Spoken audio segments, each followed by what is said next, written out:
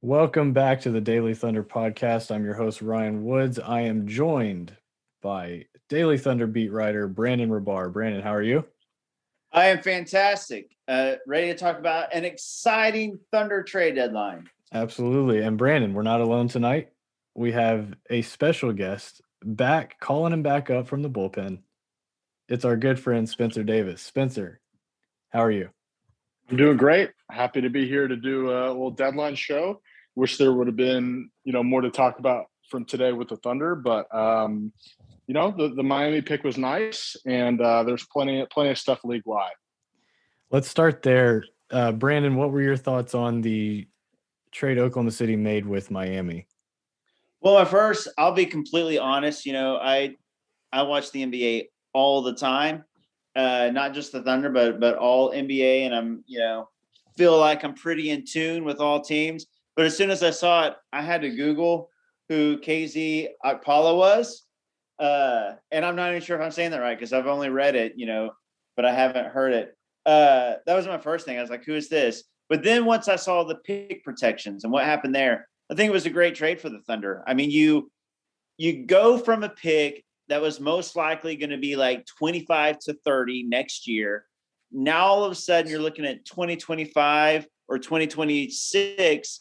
It's more likely going to be 15 to 30 in 2025 or 1 through 30 in 2026 when Jimmy Butler is 35, 36 years old, making $52 million. So I think it was absolutely worth kicking the tires on a young player, maybe if they don't waive him, and then giving up a late second rounder. They got 3 second rounders that year, and it'll be the worst of those 3.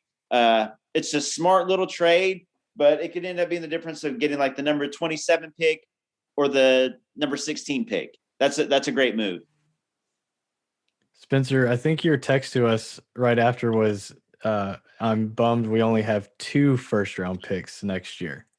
Yeah, I mean, look, the 2023 draft is loaded, especially at the top. But that is, I'm picking nits there, right? Like the Heat pick was never going to be that good of a pick. I think it was lottery protected anyway. It just would have been a nice, other trade asset to have to move up in next year's draft. But now, the upside is much greater on this pick. So yeah, I agree with Brandon that overall it's a good deal.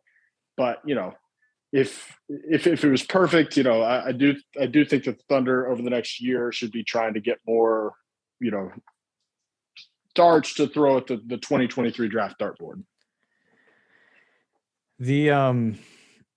The day definitely shaped up like a bomb went off about 1:20 Eastern with the Harden Ben Simmons deal.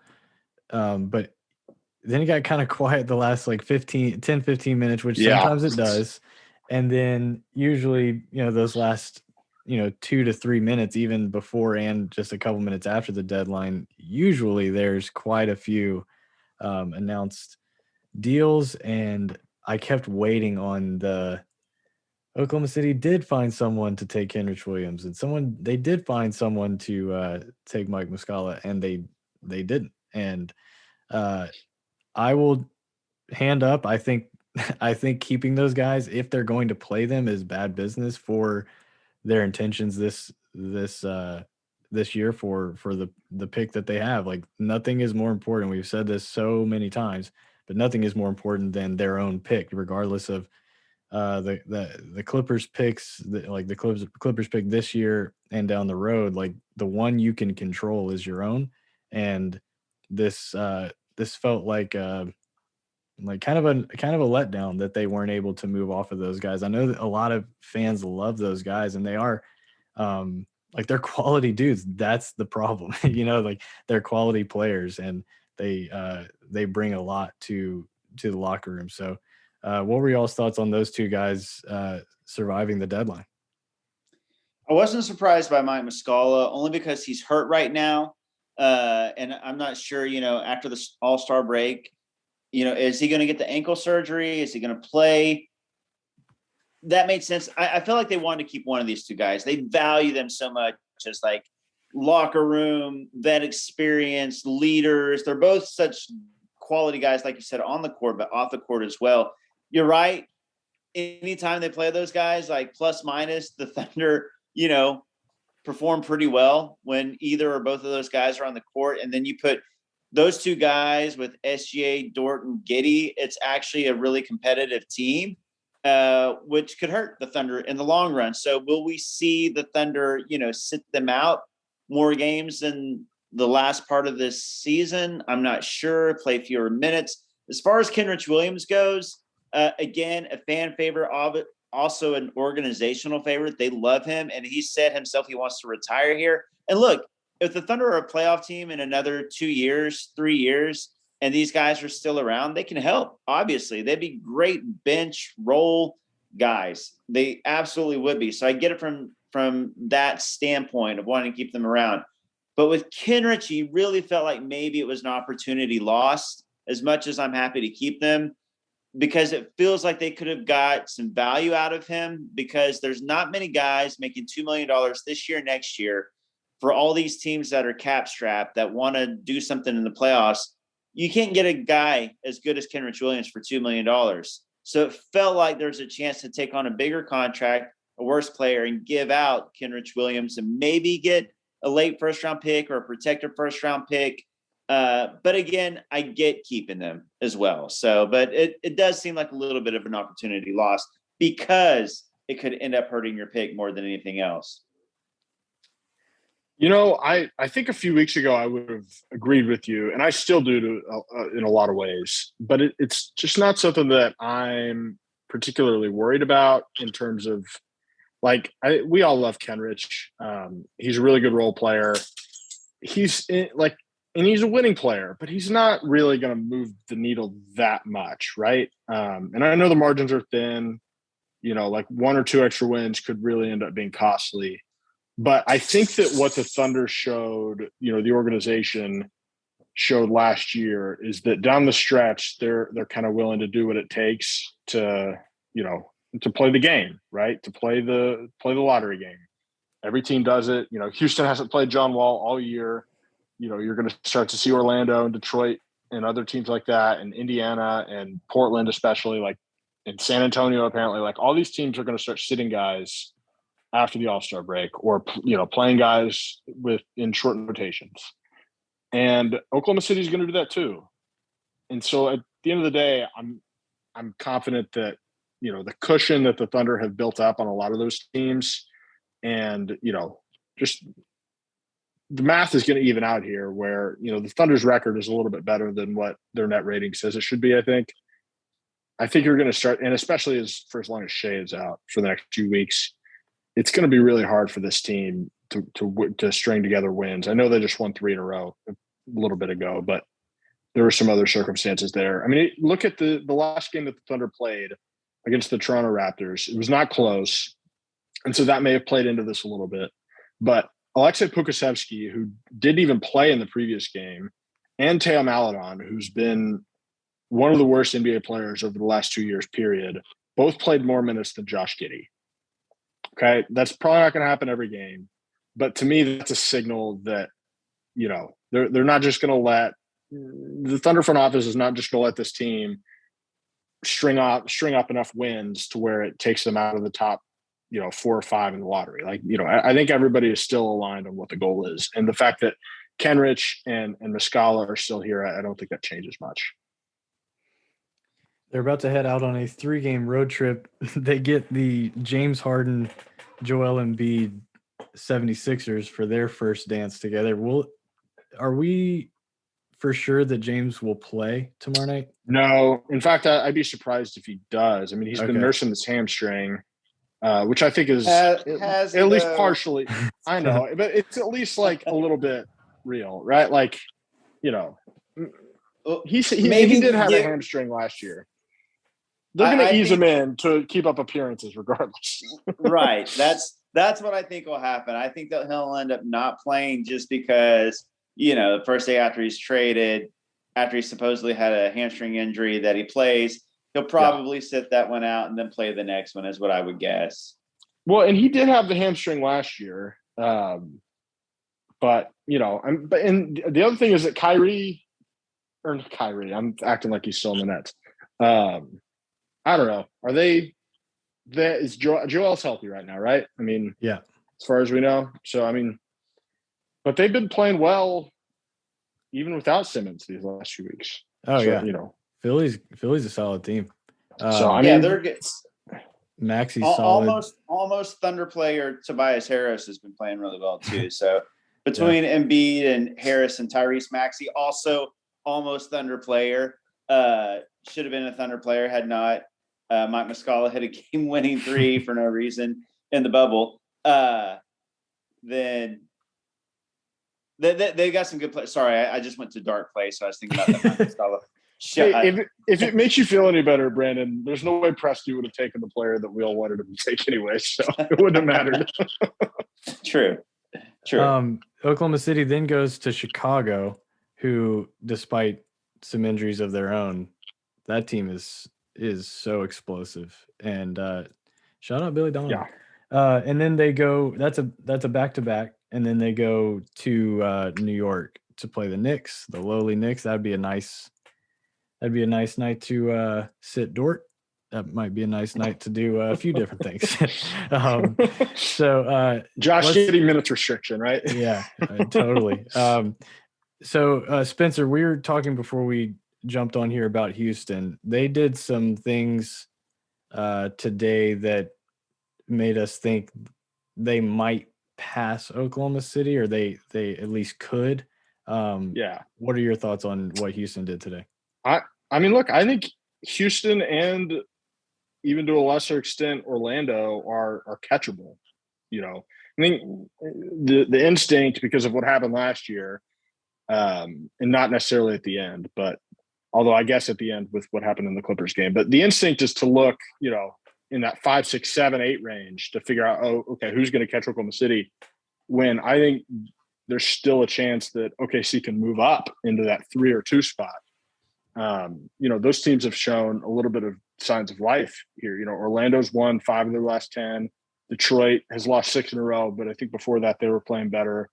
And I think they've had some injuries that, hopefully they'll get some guys back soon. But to get back to your question, yeah, Houston didn't trade anybody, right? I mean, they traded Daniel Tice for Dennis Schroeder, which is probably an upgrade. They still have Christian Wood. They still have Eric Gordon, who's been great all year. Rookies typically have pretty good, second halves of the season, right? So like Şengün and Jalen Green, a lot, could end up being better. Especially Şengün. He shouldn't be hitting a rookie wall at this point because they don't really play him. So, I mean, we'll see. But I think that it's as a Thunder fan, like it's best case scenario, Houston got better with adding Schroeder, assuming they choose to keep him, and they didn't add any future assets. So, or any future assets of consequence. Did they get a pick from Boston? No, they gave up a pick. They gave up a pick. Boston. Okay. No, Boston gave a first. Oh, did Boston give a first? Oh, I'm sorry. Boston gave a first in the Derek White deal. My bad. I was going to say, the Rockets gave up the second rounder. That's what I thought was hilarious. Which, by the way, is a fleecing of San Antonio. Why is Derek White available for a first round pick in this draft for like a 20s pick? It's infuriating. I mean, there were a few young guys that I was very I found myself over the last couple of days saying that's all it took to get Jalen Smith. Yeah. That's all it took to get so-and-so. Like, it didn't seem like, I mean, even Sabonis, that just didn't seem, sorry. Wow. Halliburton. Sorry. Yeah. It just didn't seem like, it seemed like that's all that it took to get a few of these guys. It's just, it was an interesting market for sure. Like, not a lot of buyers, it seems like. Jalen Smith is going to be an unrestricted free agent in 2 months. So I get it. It would have been nice to kick the tires on him, and maybe you can kind of sell him on the culture and he wants to stick around. But yeah, as far as the Kings and Pacers go, I mean, obviously Halliburton, you have so much more control over for so much longer, but Sabonis is the better player right now. I get it from the Kings standpoint. Everybody kind of dragged the Kings on that one, but I think Sabonis and Fox are going to be a really, really nice 1-2 punch. And and we could end up seeing, the best version of the Kings we've seen in quite a while. I just want to say, I just felt like Sabonis was just getting underrated in that because he's still the best player in that trade. I get it though. Halliburton looks really nice, and you could have had him for longer. I don't know how long we want to spend on that, but I would disagree with that. I would rather have Halliburton. Like just period? Yeah. Like I think that, well, assuming your goal is to win a championship, I would rather have Halliburton because I don't think Sabonis, as a two-way guy is going to be part of like a championship caliber team at any point. And Halliburton could do that throughout it. Like you could envision Halliburton in several different roles on that type of team. I don't like Halliburton's like it's what the potential is. I mean, he's already good, yes, but Sabonis at 25 has already been a 2-time All-Star, and you could argue he should have been an All-Star this year as well. Like, I don't like he's such a good all-around player. The numbers are really good, and I could have talked myself into him being on the Thunder at some point. And maybe that'll still happen because Domantas Sabonis is a free agent in 2 years. Right. And obviously, is probably going to be available at next year's trade deadline unless the Kings are in legitimately fighting for the play-in at this point next season. But Ryan, break the tie. Who would you rather have? I mean, for a game played tomorrow, probably Sabonis. But if we're talking about the life of their current deals, like it's easily Halliburton to me. Like, yeah, well, you get him for like 7 more years, and right, Sabonis and he's 2. He's so, 20. Yeah. He's 21, and his shooting numbers are unbelievable. He's 6'5". He does a lot of things really well. I mean, he's shooting 40-something% from 3, even higher on catch and shoot, and he's averaging almost 7 assists a game. Like they're hard to find those types of guys.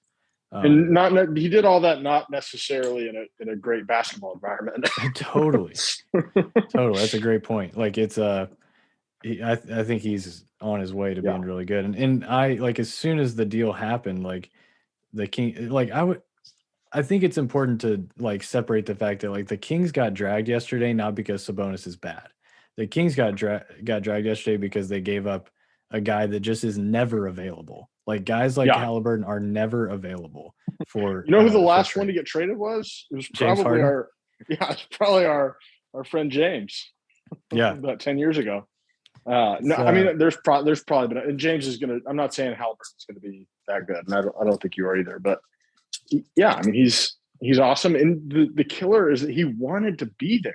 Mm-hmm. Like that, he tanked his draft stuff to get to 12 to Sacramento or whatever pick they had, and then always talked about wanting to be a leader and to change the culture there. And they traded him for 2 years of Domantas Sabonis. I mean, I did like what they got. Sounds like the Kings. I did like what they got with DiVincenzo today. I thought they did very well in that very weird four-way deal, but. That was a weird deal. Yeah. Ibaka to the Bucks. That was another guy. That was another guy that we had talked about possibly having him sent our way at the deadline. Yeah. He ended up playing well the last few weeks, so he had some value instead of just being salary dumped. But I mean, I get the Clippers didn't really get anything back for him, but. On the opposite end of the spectrum, as far as Houston, like kind of doing some things that encouraged us as far as Oklahoma City passing them, San Antonio, I feel like became a little scarier today, giving up Derek White. I don't know that Josh Richardson really does much for them. They seem set on, Keldon Johnson, DeJounte Murray. Those guys are very good. And they play a ton. I'd be surprised I think San Antonio is really going to go after, as good a pick as they can down the stretch here.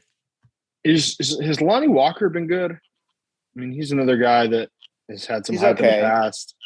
Devin Vassell, they still have Jakob Poeltl, right? They didn't trade him today. Yeah, they didn't trade him. There's supposedly like interest in him, but it never happened. So between those three, at least they have some capable players in Pop if they decide to try to win. The Doug McDermott's on this roster. Yeah. the Thunder play them the last game before the All-Star break at home. That's going to be honestly a really big game, because after the Spurs, like Ryan said, traded away what they did, Derek White, they're right now, they have 20 wins and the Thunder have 17 wins. That's a big swing, whether the Spurs get 21 or the Thunder get 18. I mean, that's a big one. Yeah. Thankfully, it's before the All-Star break, so Shea will be out. Yeah, I guess, are you guys more afraid of San Antonio or Portland? Well, Portland winning over the Lakers was big. 22 wins, and they still have Simons and they have Nurkic. I don't know if Bledsoe is going to stick around or if he'll be a buyout guy. But the 5-game cushion is nice. I'm probably more worried about the Spurs. What's the deal with Josh Hart? Is he going to play? Oh, right, and Josh Hart. That's right. Yeah, Josh he's Hart, not a buyout. He's too young to be a buyout guy. We'll keep him. Yeah, that was a piece that they'll want to. And he's too young to sit. Like they got to kind of showcase him. Not showcase him. I mean, more so for the fans than anything, to show the fans what they got with him. So here's the deal, and the Wizards winning tonight, because they went through a fire sale, but they've won 25 games. I think 8 games, that's safe. The Knicks, as bad as they are, they've still got 24 wins. That's safe. New Orleans is trying to win now. So then you get into the bottom 8. Portland has 22 wins. The Kings have 21 wins, but they're trying to win. They improve, so you don't have to worry about them. So then you got the Spurs and the Pacers right in front of the Thunder. So that's who you're kind of rooting to lose now. I think for the rest of the season, you're rooting for the Clippers to lose, the Spurs, Pacers. You're rooting for the Spurs and Pacers to win, and for the Rockets and Magic to win. And I'm just looking at it now, but Portland got New Orleans is obviously going to try and make that play in now, which is awesome for the Thunder. But Portland now has their first round pick this year. And remind me, the protections on that is like 1 through 5. It's tough. Yeah, I think it's 4 or 5. Yeah. It's like, and then if it's 4 through 15, it goes to Portland, and if it's above 15, it goes to Charlotte. That was a very strange pick.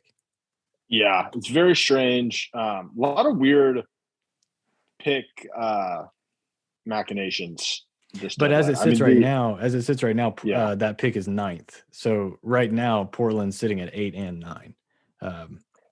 It's a trade-up candidate. I mean, I think that New Orleans pick, if Zion comes back at all, they will. Well, I say that, like, are they going to pass the Lakers? Probably not. So, as worst case for Portland, that pick is probably 12th.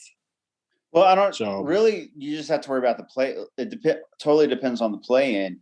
The play-in at this point, I think we can say, in pretty much set in stone, unless the Kings, surpass the Pelicans.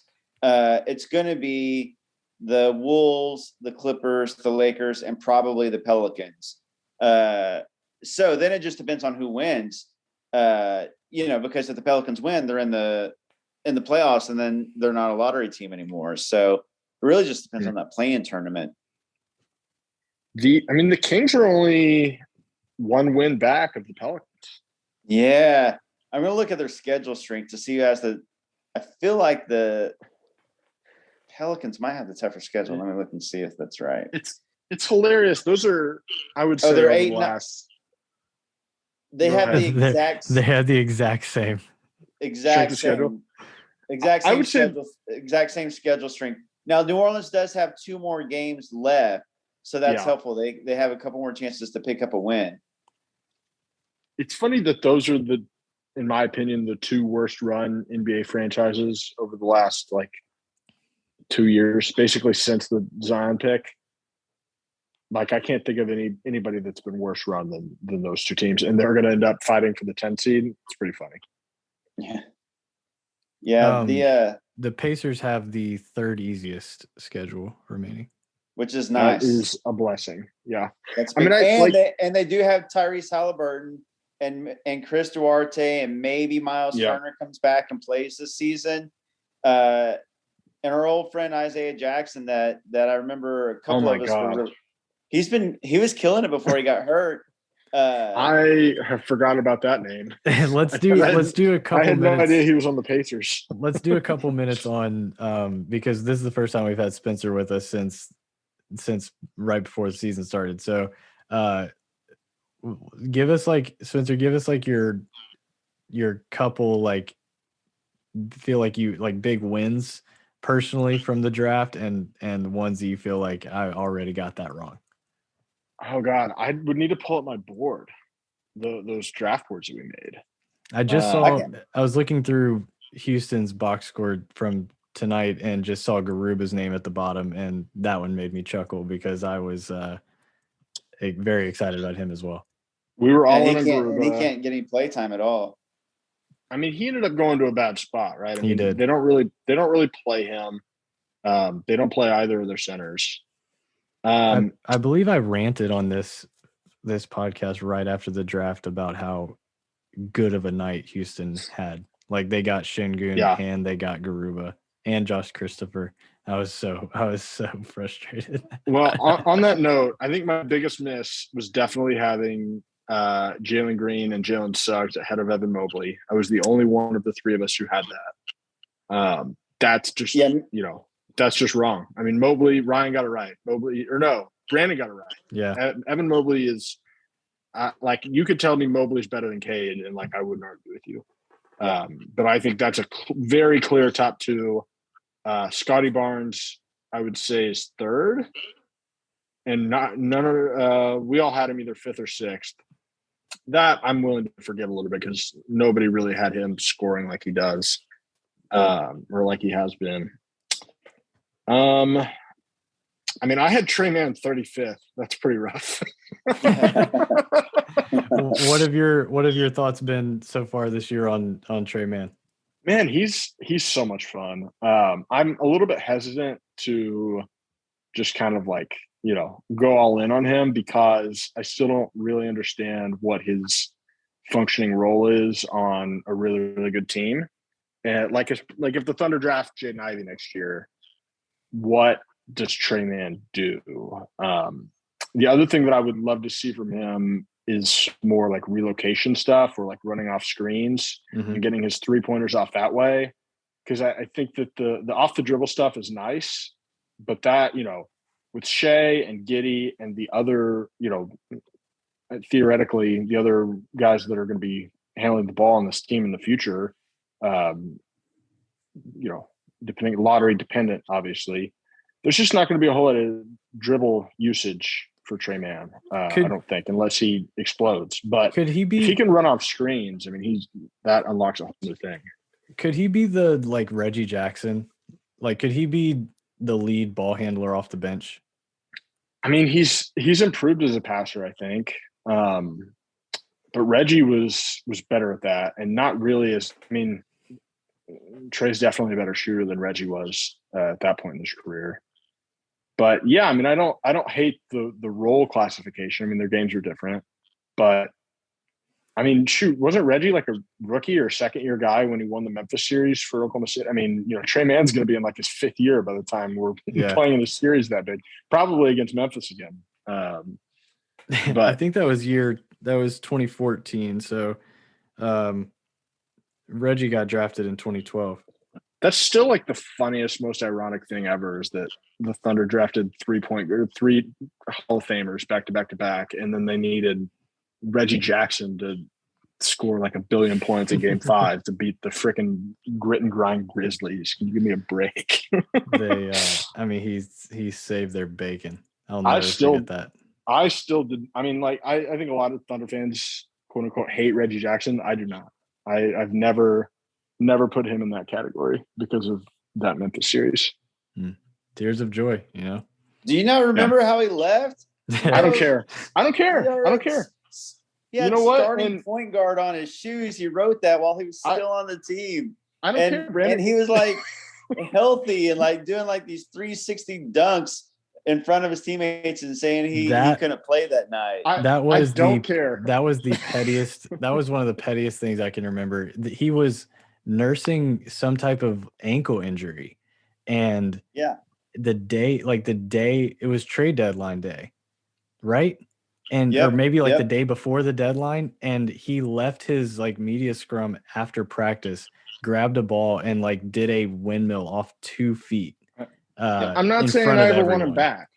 I don't want him back in Oklahoma City, but I'm not putting him in the Patrick Beverley tier of players that don't really like very much. Beverly's that is a hilarious memory. He's in his own tier, so that's kind of a different. Well, but Reggie's in that next tier for me. Speaking of Pat Beverley, his tweet today got quite a bit of run. Did you guys see that? I saw it. Yeah. I can't even. What a loser! Well, I mean, the guy Richard Jefferson on the NBA show today on ESPN said in response to it, "You don't have to get petty if you stay petty." Look, I mean, we all know that Pat Bev loves to blindside guys when they're not looking. So yeah. I mean, troll on the court, troll on Twitter as well. I was at the Timberwolves Nuggets game randomly in person about a week ago, and I forgot that Pat Bev played for the Timberwolves, and I did not have. I mean, he got 2 fouls immediately, and I don't think he played the rest of the first half. So that was kind of fun, but he did hit a 3 at one point. It pissed me off. Speaking of 2 fouls, I saw someone today say that Daniel Tice already has 2 fouls in his first game back with the Celtics.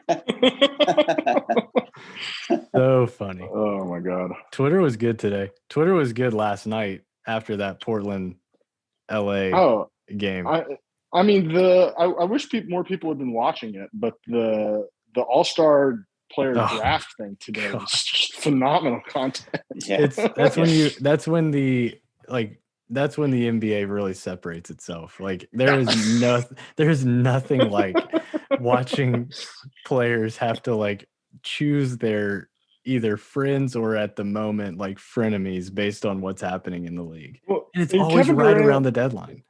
It's perfect. I mean, and Kevin Durant isn't even playing in the game. Right. And James Harden might not either if this hamstring thing is real. It's just a totally needless, piece of content that we'll remember forever. Feel very lucky. It's worth noting that it wouldn't be half of what it is if it wasn't like Ernie and EJ and Charles and Shaq. Like Chuck saying, "Oh, he got traded. He's healthy now." Yeah. Yeah, he got traded. He's gonna rub some icy hot on it. Like that was so good. Oh my God. All right. Where do you guys want to go next? We have so many different directions we can go. You want to do a Poku update? Yeah. Yeah, he seemed to play. I mean, he has seemed to play much better in the last couple of days. I'm a little worried still. Oh yeah. And by word, like, I'm still comfortable saying this, even though he has played very well his last 2 games, probably 2 of his 5 best games as a pro. I would not be shocked if they don't pick up his option. Oh, they're going to pick up his option. They'll I don't know. There's zero doubt. He's still the second youngest player on this team, and it's the youngest team in the NBA. He's like the 13th youngest player in the NBA still. I mean, Sam Presti gave up 3 first-round picks basically to get him. There's no way they're seeing it through with Poku, especially with him showing some flashes. I mean, yeah. If he continues to play like this, then I agree that those chances are gone. But he played very well 3 games ago, and forgive me, I forget who they played, but played very well. And then the next game he was a DNP, and that to me is just a huge red flag that they might be. I don't know if there's like some maturity stuff there or other things that are going on, but it doesn't seem like he's particularly loved by I shouldn't say that. It just seems like it's been a struggle. Like everything is very hard. You know, he's barely played for the Thunder this year. His G League stats have not been good. I think that, you know, like I said, I'll sum it up. I would not be shocked if they don't end up picking up his option. I think they probably will, but it's to the territory where I would not be shocked if they don't. I would bet $10,000 that they pick up his option, and I do not even have $10,000. I would go out, get a loan to get $10,000 so I could bet $10,000 that they pick up his option. They're going to. Spencer, if we could just go ahead and call back to a great Kevin Malone line. If someone offers you $1 million to 1 at anything, you take it. That's true. That's true. I have already written it down in my phone, made a new note.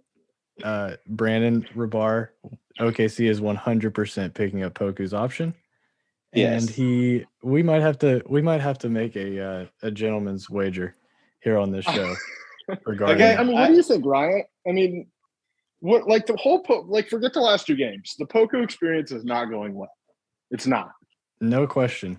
It's but I wouldn't put it past them, especially if they don't love what happens on lottery night this year, to say we have zero reason to rush that and might as well kick it down the road and see what happens. But yeah, I mean, I would lean towards they'll pick it up because that's kind of been what they do, especially with a guy as young as Poku and someone that they gave up real capital to get. Wouldn't surprise me, but I definitely don't feel as strongly as Brandon. I'm not taking out a loan. But yeah, I would lean towards he'll be around, but I mean, it's nothing that I've seen this year has been encouraging. That's for sure. He's so far higher on the pecking order though than like they would let go of Teo Maladone first, or Isaiah Roby, or just go down I would say still, like, if you're like prioritizing the Thunder's young prospects and kind of how they view them. Obviously you got SGA and Giddey at the top, then you got Dort, then you got Trey Mann, and then probably JRE and Wiggins. And I think Poku might even be above Wiggins. I would put Poku above Wiggins. Poku might be above JRE. I would not put Poku above either of those. Above I'm saying the Wiggins. Thunder though, like how the Thunder view them and like what they've invested in them and how they see their potential upside and ceiling and those type of things. Let me ask you this: I know none of us are in the locker room, but do you think Poku is a good teammate? Oh, he's 20 years old, so or 19, like however old he is. Like, I'm sure there are some maturity things there, but like, there was a lot of body language stuff with him last year, and there's no reason for him to not be playing a lot. I mean, in preseason, I was mad that he didn't start, and it just doesn't seem like he's grown all that much. Either physically or I don't want to say emotionally because it's not that serious, but I think there just needs to be more growth out of him over these next few months. And, they could decline his option this summer and, he's still under contract for that 3rd year and they could still bring him back. And if he has an amazing 3rd year, they can try to re-sign him. For reference, because we were talking about those 2 rookies, JRE has started 36 games this year. Yeah. And Wiggins has started 18. I think the trust level with those 2 guys, just as people, is clearly much higher, and as players, players. Aaron Wiggins is miles past Poku right now on the floor. Yeah, which is fine. Like Poku's ceiling's higher, right? Like right. And that's why that's why Poku goes 17th, and Wiggins and JRE are both second rounders, and everybody understands that. But I don't know, man. Like if he's, I don't know. It's not going well. Is my read from on the outside. I think that the only thing that the organization has against Poku is the Clippers game to end the season last season when he Is he went gonna- off for like 29 points and ruined the lottery odds. I think that's the only issue the organization has with Poku right now. Listen, I hope he plays 32 minutes a game for the next 30 games or whatever it is, just like he did the other night against Philly. Yep. But clearly they're trying to set a culture here. And the DNP-CD the other night to me was a red flag. Maybe I'm reading too much into that, but there's been a lot of those this year. It's not just that game. At the beginning of the year. Oh, go ahead. Well, just before the G League season started, he would play like 7 minutes in the first half, and if he didn't play well, he didn't play in the second half. Which it's not exactly. That was right at the beginning of the year. Clearly they did not see the growth that they wanted to this offseason, this past offseason, to try to give him some run and to really see what they had. So, apparently they haven't thought that he's ready for that kind of an experiment yet. Maybe they will now, but I don't know. I think from a playing standpoint, like on the court, effectiveness standpoint, he's definitely below all these other guys. And that's why, they wanted to see him in the G League. They want him to get more experience. They want him to be more on court ready. And, this first half of the season up to this point, has been about trying to put out the best product. They didn't have to worry so much about winning games because they got rid of Al Horford and Kemba Walker and George Hill and those guys. And they probably felt like, hey, we can still put our best guys out there, play Kenrich and Muscala limited minutes off the bench, still not going to win a ton. It'll be fine while Poku gets experience. What I'm saying is I think the reason that he hasn't been playing is because he's been playing the G League and things like that is more an on-court thing. I don't know that there's necessarily any sort of character issues or anything like that being the reason why he's not playing. I just think that he's just not as good as the other guys right now, but that's to be expected because he was so raw coming in. Yeah. But I do think that he'll play a lot more from this point on as you see the team transitioning into exploring the roster down the stretch. Oh, it's some of my favorite words right there. It's probably unfair for me to just completely from the outside to question his character, you said, but the goal has not been to win all year, and he still hasn't really played, right? And even, again, before the G League season started, he wasn't really playing, and so to me that's just it's a red flag that maybe it's not character, but there's something that is a little bit off going on there. And at the end of the year, if they don't pick up his option, which I agree is less likely than, I think they're going to end up picking it up. But if they don't, it's not going to be because he has less potential than Aaron Wiggins. It's going to be because they've given up on it, right? I mean, and not necessarily as a basketball player, but maybe they just don't, they just want to take on other projects. While you were talking, I was filling out a credit card form for Citibank to try to get this $10,000 loan. So sorry, I'm a little.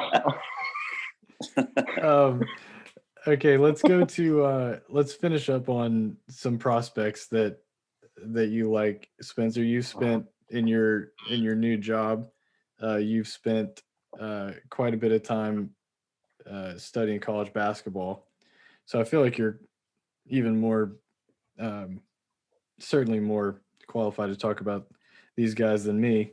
So who do you like?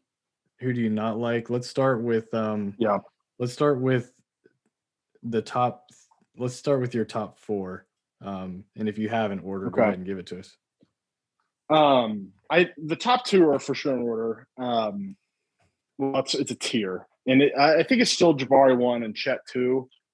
Which if we had had this conversation 6 weeks ago, I probably would have still had Paolo in that top two, probably at number 1.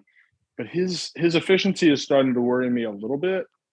I still think he'd be really good on the Thunder, and we'd be excited to have him if the Thunder ended up getting him, because he's kind of an offensive unicorn in the way that, like, he's 6'10", but he's super strong, get to the rim, and he can get to his pull up, like, very interesting skill set. And I think he's gonna shoot it. Like, the form looks good to me. I'm not terribly concerned, and he's a good passer. I think he's going to be a good defender, but the efficiency has just kind of fallen below what you can get with Jabari Smith at Auburn. We were talking about Jabari Smith. That's on me. Or That's Jabari on me. I Parker brought him up earlier. before we came on the call here. Jabari Parker. Or Chet Holmgren. And Chet has, again, 6 weeks ago, I was much lower on Chet, but he has played very well over the last few weeks and is starting to my big concern at the beginning of the year was he was not moving very well, laterally especially, and I was wondering how that was going to translate. And yeah, it's Gonzaga's conference is not very good, but his movement is just so much better, and it's much easier to see him translating, I think, to being a rim protector in the NBA once he adds a bunch of weight, which is a risk, right? Like he's kind of built like Poku in some ways. The difference is that he's very good at basketball already and not a raw project like Poku was. And Jabari Smith he's getting some Kevin Durant comps. The difference is that he can't really dribble or get to the rim the way that Kevin Durant could even at Texas, but he can really get those pull up, and it's very big. It's going to be an awesome shooter. Probably not a center.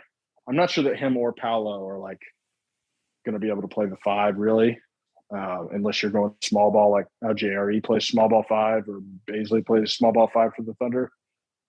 But I just went. Oh, and then Jaden Ivey would be my 4th guy. So you asked for my top 4. Who is just, he's really, really good, fun, explosive guard. Although Purdue I didn't see what happened, but Purdue lost to Michigan by 100-9.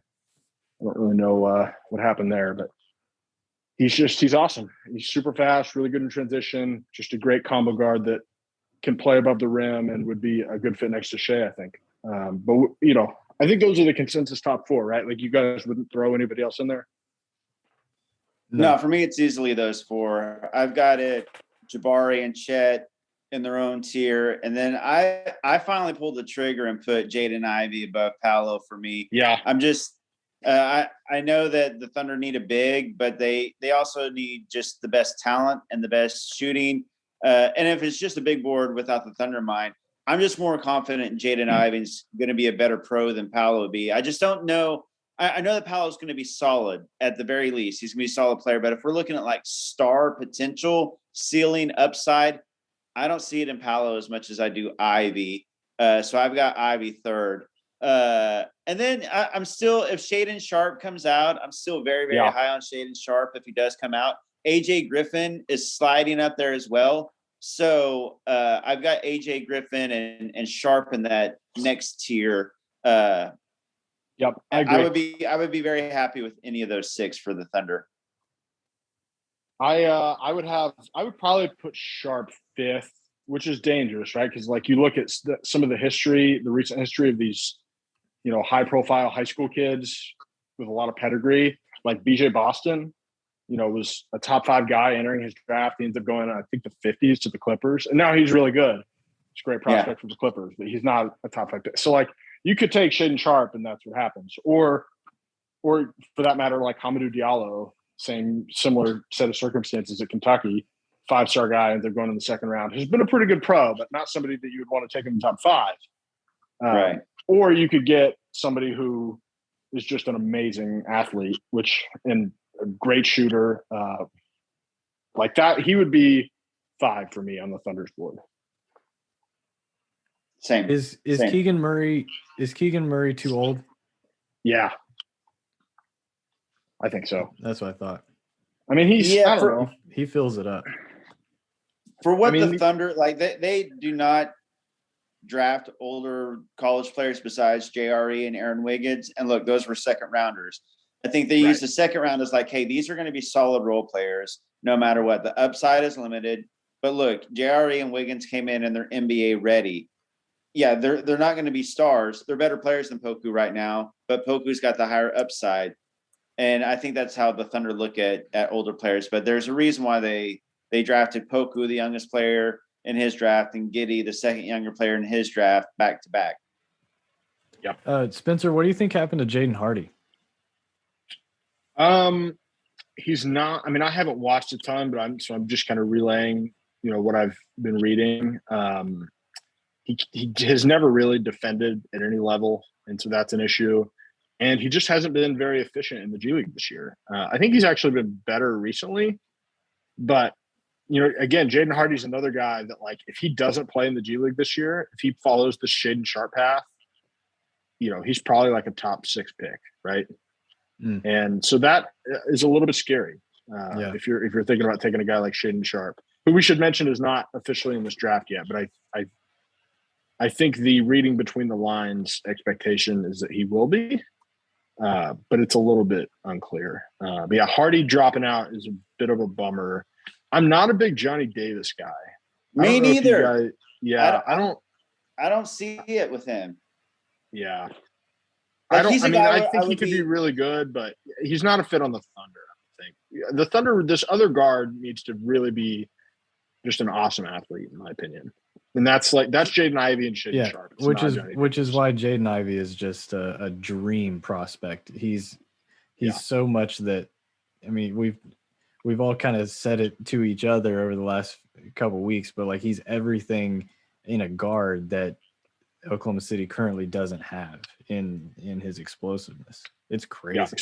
And just an awesome shooter. Yes. Would be and can lead the break in ways that like Shea and Lou do not. Would be a great fit if he's like Russell. He's like Russell Westbrook with a jump shot. Well, hang on. I mean, I'm saying like when you're looking at like just basic comps, like just this explosiveness and getting to the rim, but then he can also shoot. Obviously, he can't do all the things that Russ does. Well, but when you're talking about prospects, you always look at like fantasy scenarios. And that's like the easiest way to sum it up. Like Russ's explosiveness and athleticism, but as a really good shooter. Yeah. Well, I wouldn't see. The only issue that I would have with that is I think Jaden Ivey is like an 85th, 90th percentile NBA athlete, something like that. Whereas Russ is like literally the best athlete to ever dribble a basketball, or the second best behind LeBron. Like it's not linear exactly. Like Ivy is probably not even as good athletically as John Morant, who's another total freak, but I think most people would say is slightly less athletic than Russ, at least at their respective peaks. Not anymore, obviously. But Benedict Mathurin at Arizona is another interesting sophomore. I don't know that he's really a fit with the Thunder. Ty Washington, I know Brandon loves Ty. I do. Loves Ty, loves that wingspan. Yep. He's more of a, ball handling point guard that I don't know is necessarily who the Thunder should go after with Giddey and Shea already handling the ball so much, but he's an old freshman. He's going to be a good, he is. He's 20. If that's right. Yeah. Here's my sleeper. And it's funny that he's a sleeper now, but Patrick Baldwin Jr. was supposed to be like a top 6 pick coming into the year, and has been just having a horrific season at Milwaukee playing for his dad. Their guard play is just terrible. I mean, it's been atrocious. I think they scored like in the 30s or 40s the other day. Let me see if I can find that. But that guy could shoot, and he's 6'10". Like I don't think he forgot how to shoot all of a sudden. So if he's available, let's keep him a secret in that 12 to 13 range. Milwaukee is 331st in KenPom. Did you guys even know there were 330 teams in KenPom? Yeah, they scored 39 points against Northern Kentucky yesterday. That is about as rock bottom as it gets. And he's not having a good year. He's not shooting the ball well. He's turning it over a lot, I think. But he can shoot. And if he can play a little bit of defense and run off screens, play a different role than he has been at Milwaukee, it might be an interesting experiment. Anthony Davis at Kentucky averaged 4.7 blocks. Does anybody want to guess how many Chet Holmgren averages? Isn't it something like 3.8 or something? Yes, and per 36, it's 4.7. Nice. That's crazy. He's nuts. He really is. Like, and he can shoot. He's more than I thought he was going to be as a college player already. Well, what's funny? Like coming into the season, he was the guy. Paolo kind of took it. Now Jabari Smith has taken it. but Chet Holmgren, he had all the hype. Then everybody's like, wait, Yeah. he's like really skinny. Forget this Well, guy. do you remember that game against Duke that they played him in November? Paolo Paolo actually missed most of the second half of that game with cramps. But in the first half, it was like, are stunning. these two guys even playing the same sport? Like, it just took Chet like 6 weeks to figure out college basketball. And now he has. Well, again, I think he is a guy, he needs to do it in March. He needs to string together at least 2 or 3 good games. Gonzaga is going to be a 1 seed, so he should be able to do that. I mean, they beat up on a pretty good BYU team the other night. I mean, their conference is not as bad as it used to be. It's not horrific or anything. Brandon, but Chet hasn't missed on grab and go situations. I mean, it's insane. 100%. Yeah. I mean, that's nuts. I really, really like him. If I had the number 1 pick, I would take Jabari Smith Jr. because I'm more confident that his game will translate, and I'm not worried about the physique and things like that. But if I were to say who has the highest ceiling in this entire draft, I would say it's Chet Holmgren. I mean, like, he could have potentially an Evan Mobley type impact just based on his offense, defense, overall skill set, body, all those things.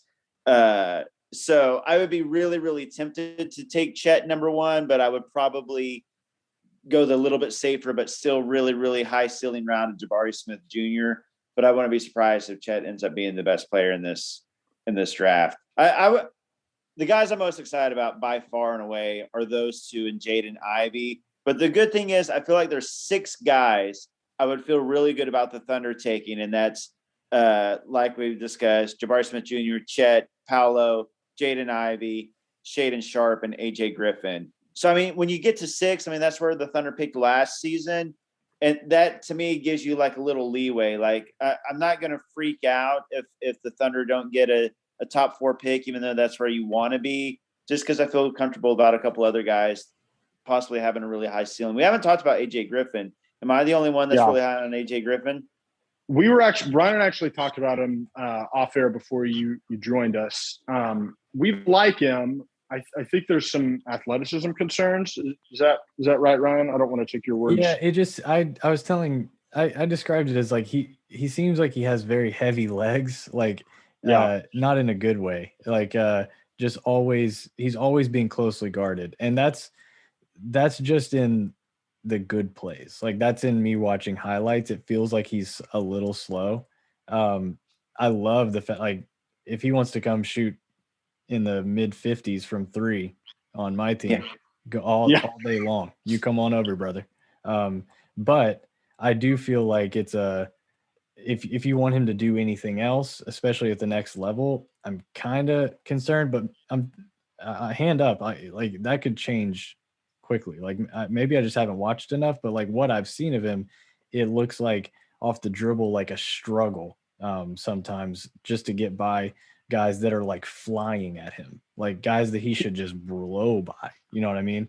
Guys that he should be able to pump fake and go by easily are like still on his hip by the time he gets to the rim.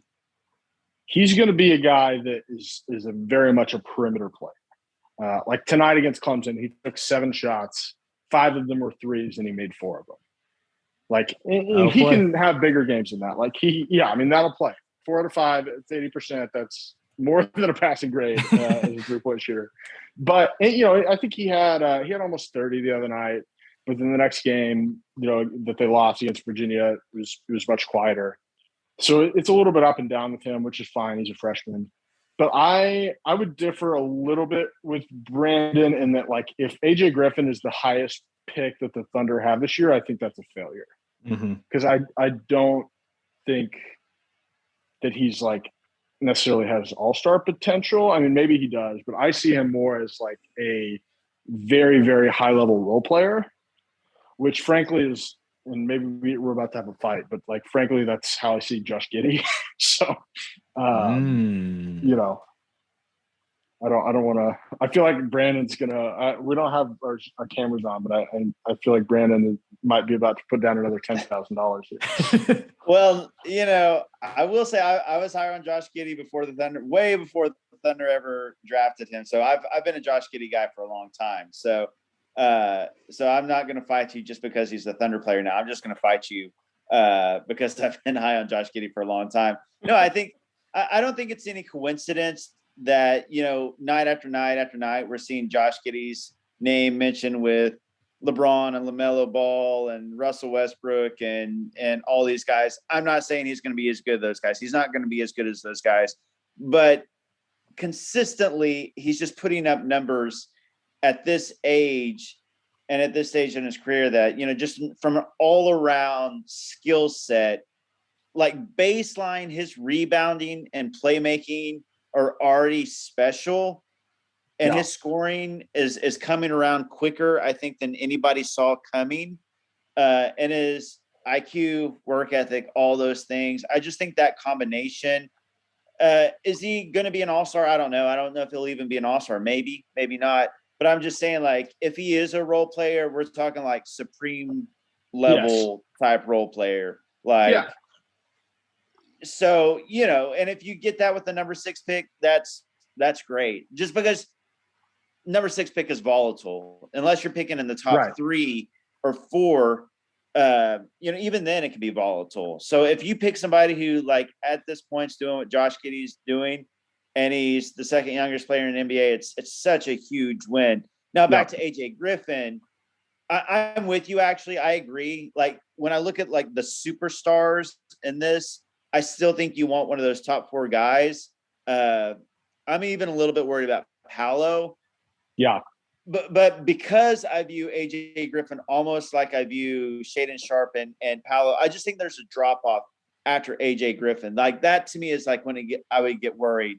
Like, I'm not worried about AJ Griffin at least being like a really, really good role player in the NBA. I'd start to worry if the best player that the Thunder got were guys after AJ Griffin and Shaedon Sharpe. Then I'm like, I don't know if these guys will even, like, we're looking at, just a different level of player. If the Thunder take Nikola Jovic at like number 7, I think it was not a very good year.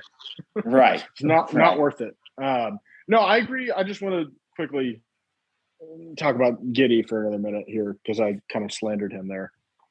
Totally agreed. Awesome value at number 6. I think that he's like a better version of like Draymond Green offensively. I think he's going to end up being a better scorer, or certainly a more willing scorer than at least Draymond has been the last few years, and is a more skilled passer. Maybe not a smarter player overall, but I don't know. Maybe he'll get there. But Draymond is all time in some of those areas.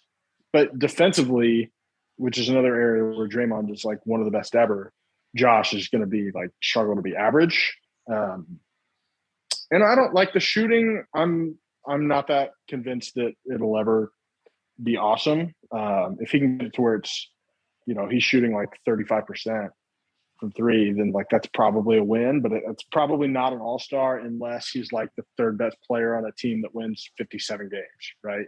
Like, that's probably his path to all-star appearances. And if he's like, I'll say this, whenever he's like 26 years old, if he's the Thunder's 4th best player, I think the Thunder are making the finals. And I think that should be the goal for Josh to be your 3rd, 4th, 5th best player, something like that. And AJ Griffin again could be sort of in that interesting mold where he's just like a really high level role player, but probably never going to be an all-star. Yeah, I think that's all fair. Josh Giddey is already impacting winning at this age, on a team that's, void of much talent. For the most part, if we were looking at like average to above average players, most nights the Thunder have 5 of those guys. Shai Gilgeous-Alexander, Lou Dort, Mike Muscala, Kenrich Williams, and Josh Giddey. And somehow they find ways to be really, really competitive. And Josh Giddey is a big part of that at this age. Like that's what gets me. Like, he's going to improve. I mean, rookies don't usually impact winning that much. And obviously the Thunder are losing a lot, but the wins that they do have, Josh Giddey plays a big part. And the games where, they're really, really close, competitive, and it's a near win, Josh Giddey is making an impact. And it's like in big moments too, clutch situations, whether there's shots or passes or rebounds. Some guys just have that it factor and you see it and it's tangible. You can't really put it in a box score. And Josh Giddey just kind of has it. Yep. I mean, I it's clearly been a home run. I mean, I think he's going to be first team all rookie. If Herb Jones doesn't take his spot, apparently. Yeah, give me a break. And he's younger than Chet. What? Right. Is he really? Yeah. Josh Giddey is younger than a lot of these prospects coming out in this rookie class. I mean, he is really, really young. I mean, he's younger than Chet. He's younger than Johnny Davis. He's younger than Jaden Ivey. Yeah. Johnny Davis and Ivy are both sophomores, so that makes more sense. Right. But still, Ty, obviously. He's right around the same age as Paolo. Right. Yep. Man, Chet is held back a year and he's still that skinny, huh?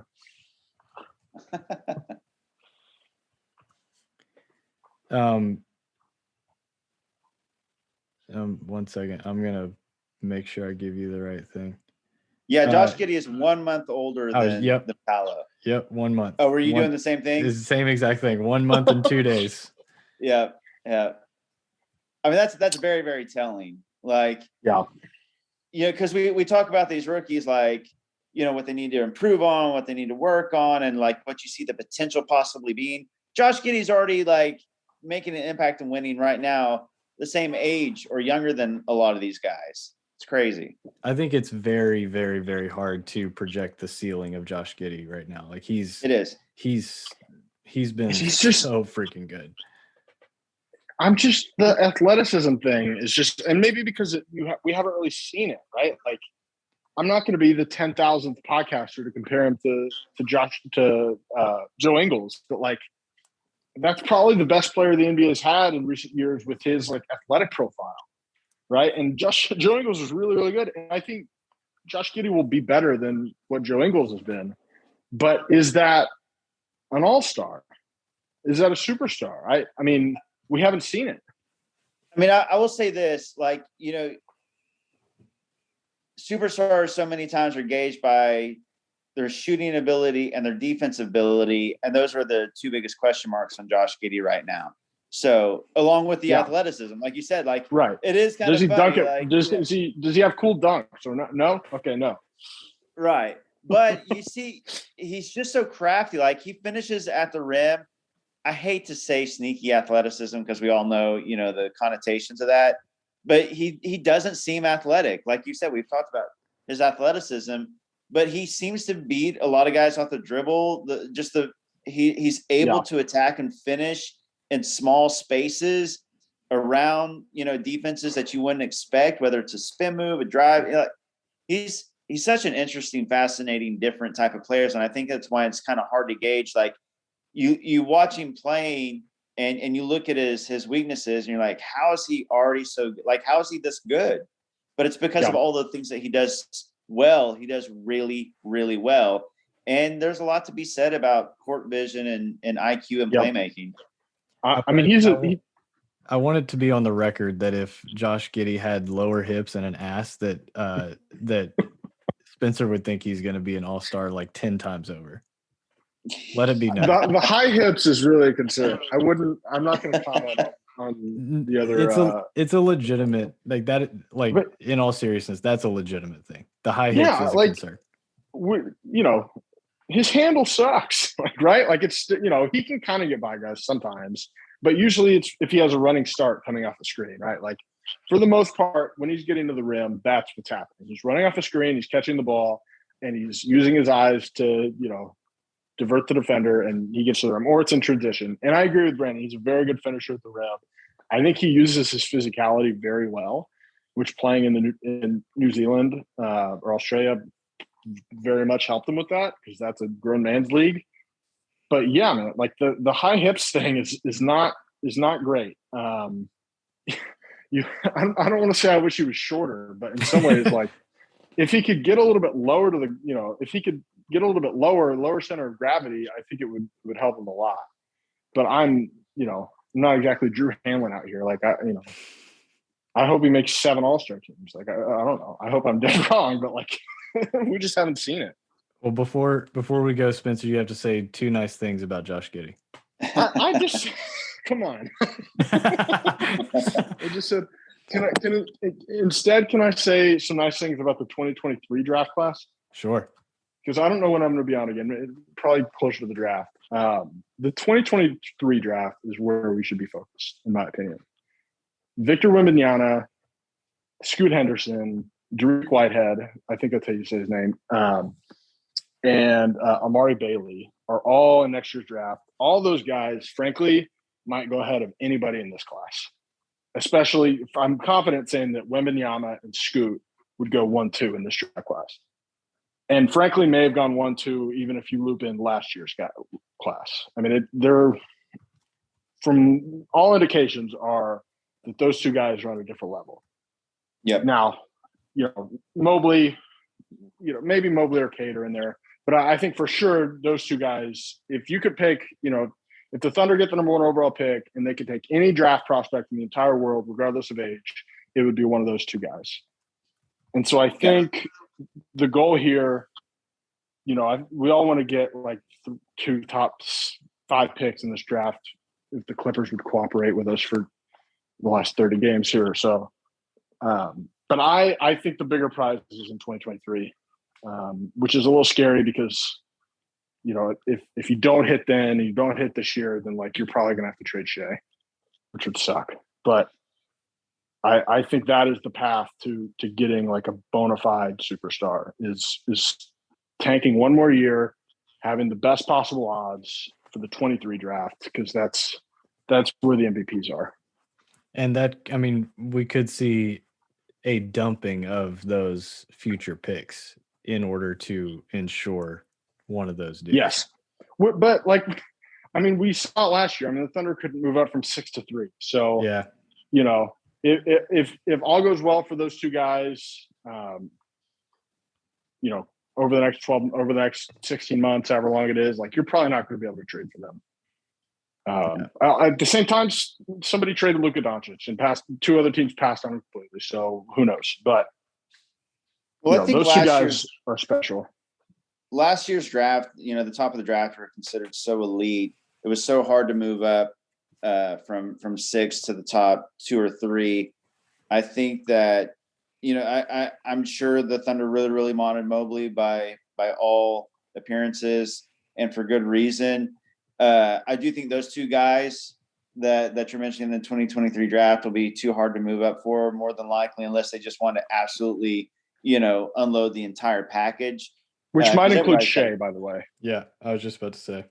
But I think that going back to this year's draft, because, there hasn't been anybody that's really stood out, even though Jabari is the consensus 1 right now, that's flip-flopped. And I think it's even now flip-flopping. Chet is kind of picking up steam, and so is Jaden Ivey. So this year's draft, maybe it's easier, if the Thunder end up with the 6th or 7th pick to move up to the 4th pick than it was last year, because there's not such a clear-cut and these guys aren't considered on the same level as Cade and Mobley and Jalen Green were. Maybe, they're considered on that level that Scotty Barnes and Jalen Suggs maybe were. Let's just say, for instance, maybe it's a little bit easier to trade up this year than it was last year. So maybe we see that happen. Yeah. Yeah. I mean, I think Oklahoma City should be trading up at almost every opportunity. Maybe not trading 36 and 34 for 32 again, but in just about any other scenario, you basically have to. I think that the Clippers pick is going to end up being between like 11 and 15. I'd be surprised. Hopefully it's higher than that, but you're looking at 11, 15. And the Thunder's pick, could it be anywhere from 1 to 8? I mean, it's such a high range right now. Hopefully they end up, by all is said and done, I think that 3 is definitely doable. So let's say that you get the 12th pick from the Clippers and you're the 5th pick. I mean, and you really, really like the guy at number 3. Does 12-5 move up to 3 this year? I think that's much more doable this year than it was last year. I mean, and they're going to have pick 30 too, right? And I don't know how many second rounders. I mean, assume they have at least 1 or 2 second rounders. Yeah, I think. Yeah. I mean, I would do 12-5 for 3. I mean, unless they just really love Shaedon Sharpe, and Shaedon Sharpe's going to be there at 5. Right. Exactly. But I would do 12-5 for 3, probably. 1 second round pick, their own, and then Really? 3 first. Yeah, 3 How did first. they not pick up any? How many? They have 1 million second round picks, and only one this year. Well, that's going to be a top 35, 33 pick though. So yeah, right now it's sitting that's at a pretty good 34th. second rounder. Yep. Yeah. All right, you guys got anything else on a rather quiet deadline for the Thunder? The only other thing I say we didn't mention, that 76ers pick from 2025, Oh, yeah. we haven't confirmed yet. It may be unprotected in this whole Ben Simmons, James Harden trade. No, Bobby Marks had that. It's the same protections as before. I honestly, after reading the tweet, I still didn't understand it. But Gotcha. it's not an unprotected pick. Okay. Basically, I think if it doesn't convey, then like it's still the Thunder's, and if it doesn't convey for those 3 years, then like Brooklyn gets it the next year. But if it does convey in 25, then Brooklyn gets 27. I think is how it works. But it's not an unprotected pick, according to Bobby Marks. What I would say about this trade deadline, the Thunder obviously only made 1 move, but I really like changing that Miami pick. It's going to be kind of nice. They could still do something. Maybe they do a deal like they did with Gabriel Deck last year, or maybe they take on a dump before the end of the year, a salary dump. But if these players, this particular group of high effort, high energy, very low paid players end up getting a bonus, that's really cool for them. Obviously, ideally, you would have preferred to hit the salary floor by taking on a contract and getting picks. I'm very happy that they were not involved in that Tobias Harris deal. That made no sense whatsoever to me from the OKC side, nor from the 76ers side. I just think it would mess up this year's draft pick for the Thunder. You're tied down to a Harris pick for 3 years. Even, the 76ers, I didn't see how they were going to give picks to the Thunder, give picks to the Nets. It just didn't make any sense. So, but I'm glad to see that didn't happen. It was quiet for the Thunder, but that's okay. They've had a lot of fireworks the last couple years. They could still make some moves. And for now, you can kind of focus on the 2022 draft and hoping that you get as good a pick as you possibly can. Yep. Maybe Shea or Giddey can give you that loan if you end up needing it. Hey, they got some extra coin. With that extra money. What is it, like $2 million each? I mean, we'll see who else they sign, but it's like $1.5 million. That's going to double Lou Dort's salary this year. If he ends up getting, that is crazy. Like when you think about it, it's cool from the standpoint of all these guys are like either like undrafted guys, second round guys. For a lot of players, they're making $20 million, $25 million a year, and they've been doing that for 5, 6, 7, 10 years. But for this particular group of players, 1.5 million bonus, that's like life-changing type money for some of these guys. I was just talking to a friend earlier, like towards right as the deadline ended, and it looked like they weren't going to do anything. It was like, well, like if I'm Clay Bennett, Mr. Bennett, of course, if I'm him, I'm like, look, Sam, if you can get a great first round pick to take on salary, do it. But if not, I would love to give these dudes extra money. Would love 100%. 100%. Shout out Lindy Waters too, by the way. Yeah. Yes. And that's 2A. Born and bred. He's a fun like hometown boy. He was born in Norman, played at OSU, played for an Enid semi-pro team, played for the OKC Blue, and now gets a 2A with the Thunder. He's like getting the entire Oklahoma hoops experience, and he shoots like 48% from 3. Like he is an insane 3-point shooter, and he's probably going to get minutes. You're going to see him on this Thunder team Yes. As they explore the Come roster, on. they're absolutely going to give minutes to Lindy Waters the third down the stretch. Come on. I've been looking for the next Charlie Brown All-Star. Yes. I think it's Yes. Lindy Waters. Yes. Hey, Brandon, how much to get you to try out for that Enid semi-pro team? Dude, I would love it. I don't want to say anything, but if we're talking about leagues, I know that I shot right around 48% from three in the Bethany pickup church. Like, it was like an actual league. What was it called? It was like at Southern Nazarene University. They had like a Bethany league. I was probably shooting about 48% from three. 48 Now, or 40? now don't look at my like rebounding numbers or my defensive rating or anything like that. Anything other than my 3-point shooting. Water How Pistol is- Pete Jr.? Yeah. How is Michael Cage's jumper? Is it still looking? Is it all I right was for church league? just about to say, I can't believe we're referencing church leagues right now. This is great. Oh yeah, I should also mention that we didn't win a single game. So because there were dudes that were like the Michael Cage is like there's like a couple OU like walk-on players that were in that league and stuff like that. It was ridiculous. And I think they just like, we'll let this short old white dude shoot some open 3-pointers. That's fine. We're up by 30. Brandon's out there pump faking on Eduardo Nahara. Yeah. Exactly. Shout out Boomer Sooner there. Okay. That wraps us up. Spencer, thanks so much for joining us. We will have you back. We will have you back as soon as your schedule allows, because we have this is kind of when Thunder season picks up. You know what I mean? This is the